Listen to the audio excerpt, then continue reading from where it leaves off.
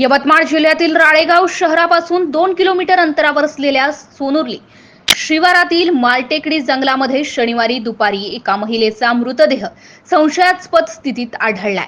हा परिसर निर्जन स्थळ असल्याने अनेक प्रेमीयुगल येथे एकांत शोधण्यासाठी येतात।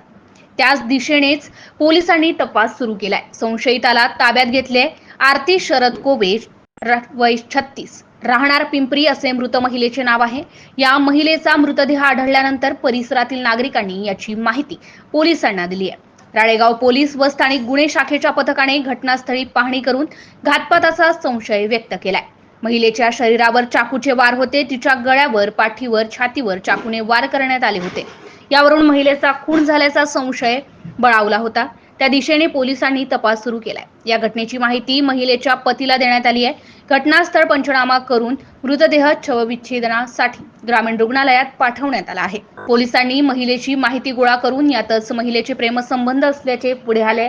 या प्रकरणात संशयित म्हणून गणेश येपारी, राहणार राळेगाव याला ताब्यात घेतले आहे। त्याच्याकडे चौकशी सुरू केली आहे। दरम्यान या संशयित आरोपीची राळेगाव पोलीस कसून चौकशी करत आहेत। एमसीएन न्यूज मराठी करिता विशाल मासुरकर, यवतमाळ।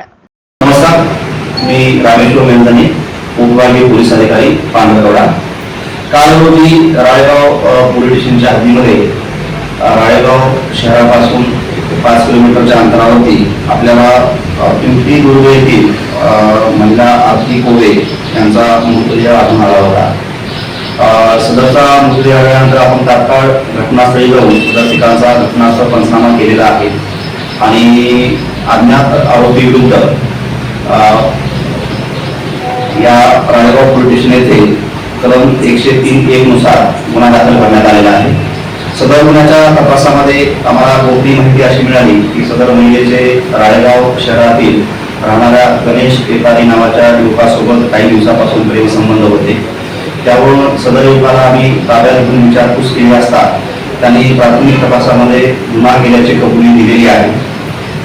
सदर आरोपीची जी कास्ट आहे ही कुणबी असल्याने आणि ज्या मयत महिला आहेत त्यांची कास्ट जी आहे ही परधान असल्याने सदर गुन्ह्यामध्ये अनुसूचित जाती जमाती प्रतिबंध अधिनियम कलम 325 याची वाढ करण्यात आलेली आहे आणि सदरचा गुन्हा तपासासाठी आम्ही स्वतःकडे घेतलेला आहे। या गुन्ह्याचा पुढील तपास चालू असून आरोपीला अटक करण्यात आलेली आहे। आरोपीला आज रोजी विद्यमान न्यायालयामध्ये पोलीस कस्टडीसाठी प्रोड्यूस करण्यात येणार आहे आणि या गुन्ह्यामध्ये खुनाचं नेमकं कारण आणि त्याचप्रमाणे जो पुढील तपास आहे हा येत्या दिवसांमध्ये करण्यात येईल आणि त्याप्रमाणे माहिती सर्वांना देण्यात येईल। धन्यवाद।